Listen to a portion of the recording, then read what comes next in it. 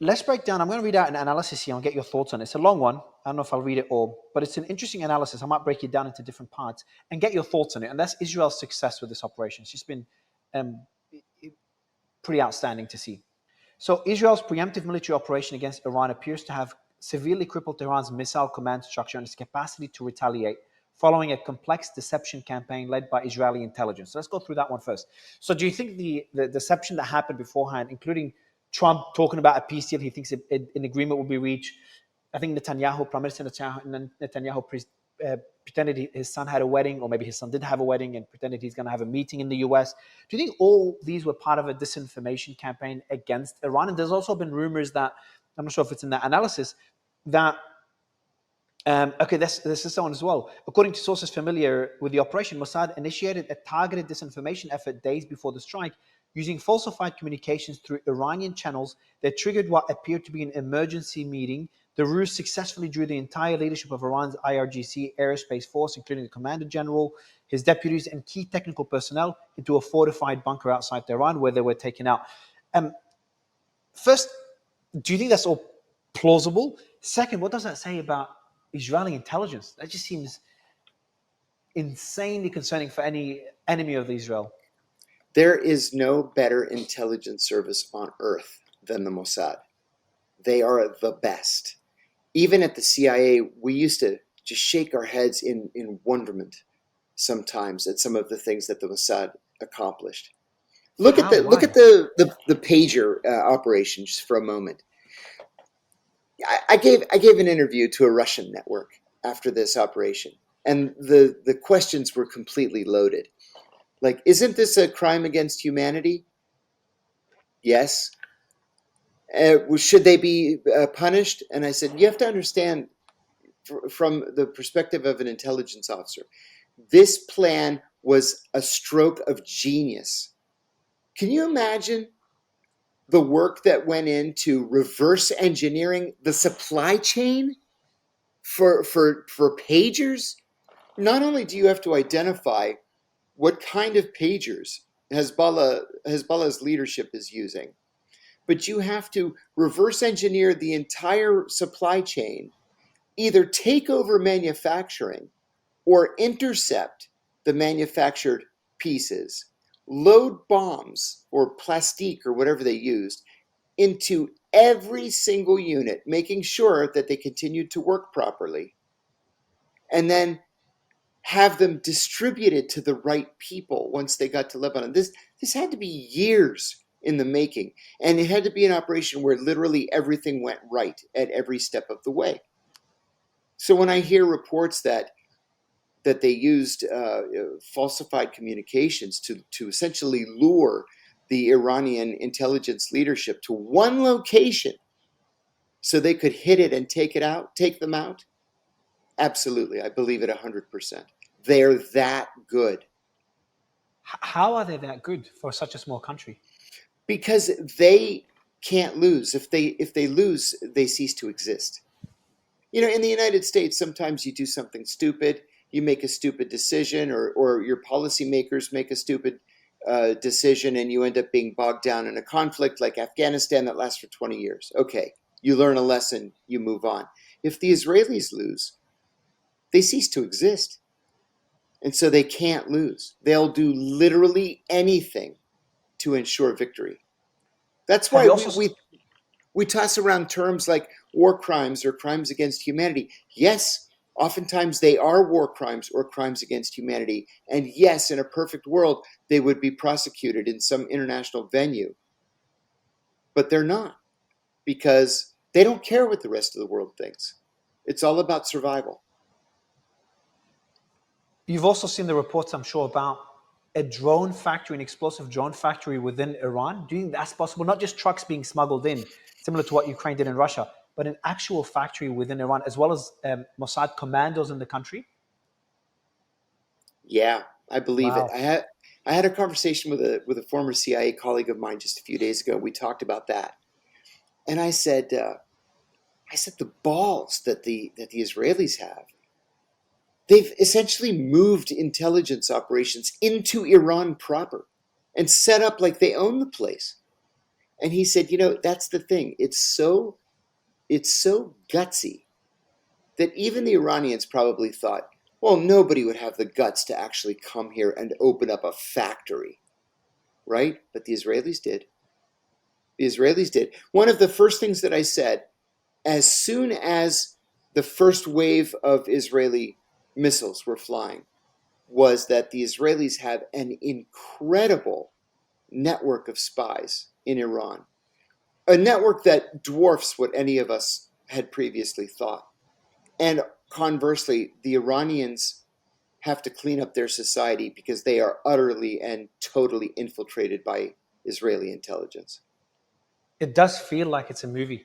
And I It can't even does. imagine how Khamenei, the supreme leader, would be feeling right now. To have his name mentioned a couple of times by Trump saying that he stopped Israel from assassinating him, or I think Trump's official said that. And Netanyahu, there was an ad that came, a chess board, I'm not sure if you've seen it, an Israeli ad that hinted that Khamenei could be next. And I think Netanyahu said that if we get rid of Khamenei, we might win the war. I'm paraphrasing Yeah. here. And plus, all his close advisors are gone. There's barely any left. That must, and to make it even worse, reminds me of the movie. I forgot what it's called, the one with Leonardo DiCaprio, where you just don't know who to trust anymore. Mm. Jack Nicholson was the main actor. He's the leader of some mafia group, and he Yeah, was The at a position. Departed. The Departed, yeah, and he started questioning each one of his close confidants about who is the rat, and then it gets even more complex, where Jack Nicholson was a rat for another agency. So just I was feeling like, could the former president Ahmadinejad been a rat? It would get into his head, the psychological warfare to another level for the supreme leader. Oh my God, yes. There's a famous Israeli story where in the 1960s they hired the Mossad hired a guy. He had volunteered actually to join Mossad, and he didn't make the cut.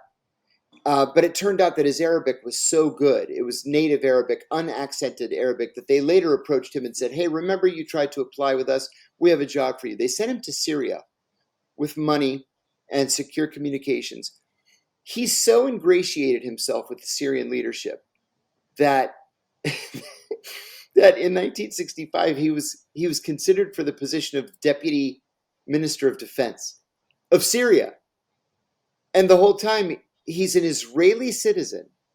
He's Jewish, pretending to be a Syrian Arab, and he's reporting back to Mossad. He made a mistake one night. The Russians secretly went to the Syrians and said, "You've got a mole. We're not sure who it is, but there's a mole." And so the Russians triangulated his transmissions, and they were able to narrow it down to a couple of houses.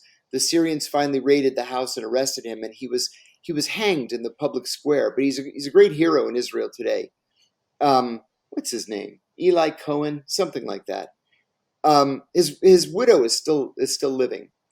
But this is what the Israelis do. When I was at the CIA, the Israelis did an operation that was just brilliant. This is the period where you wanted to move a satellite. It would take 6 months to move the satellite, right? And the Israelis really, really wanted to know what was going on in the port of Benghazi. And so an Israeli intelligence officer called the harbor master in Benghazi and said, "Hi, I'm a French businessman, and I represent the interests of a group of other French businessmen. And because we invest so much money, we need to know exactly what ships are in port and what the bills of lading say. So we're looking for somebody we could hire as a consultant. Do you know anybody that would like to be a consultant? Because we have so much money, we can pay pretty much anything." And the harbor master, of course, says, "Yeah, I'll be a consultant for you." And they said, "Okay, we're going to call you every morning, and then you tell us which ships are in port, and you tell us everything that the ship is carrying." And so he did. And this went on for years. And they would wire some money into his account, every few days. And they didn't need to move satellites. They didn't need to infiltrate the harbor master's office on the ground. They already had the harbor master himself. And so for years they knew when Syrian ships were in Benghazi, when they had weapons or ammunition on them. They had everything they ever wanted. And all it took was a phone call. That was it. Reminds me of the way you can easily plant a virus within any system by just, can't remember the research that was done, but you just drop a USB in a parking lot and someone will eventually pick it Oh, up, write something on it, oh my God. confidential. Someone will pick it up, place it in. It just makes it seem how easy it is, especially for an intelligence like Mossad, to be able to infiltrate pretty much anything. But they just took it to another level. There's another report as well that Israel's using AI to be able to spot whenever. So it came out today.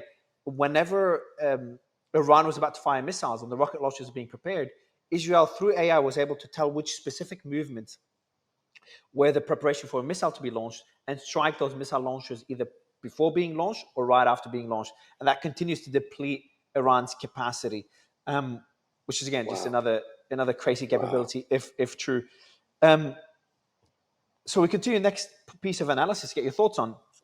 There was absolutely no one alive to give the command to strike back. That was after the Israel strike struck. So then when they struck that bunker, when they got that important meeting of all the senior commanders, moments before the strike began, that bunker was hit in a precision airstrike before Israel's main strike started, eliminating Iran's top missile command. Israeli officials say the goal was clear: prevent the launch of what were believed to be over 1,000 ballistic missiles aimed at Israeli territory. There was no one alive to give the command to strike back.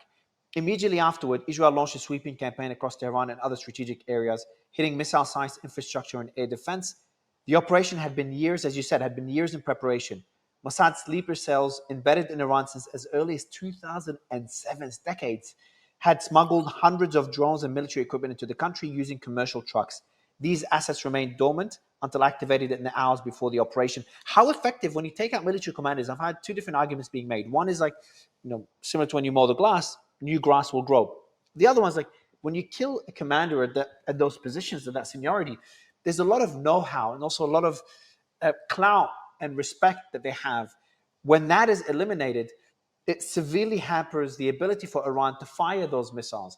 The people that make the decision to fire the missiles have just been targeted. Um, is it really that difficult for an organization like the IRGC to be able to respond once commanders were assassinated at such speed? Not necessarily, but it does delay the decision making. And that's what the Israelis were counting on. You know, IRGC is like any other organization, whether governmental or non governmental. You take out the leadership, and there are going to be others that immediately rise up to positions of leadership. I was joking with a friend the other day that we killed at least a dozen number threes in Al Qaeda in the period that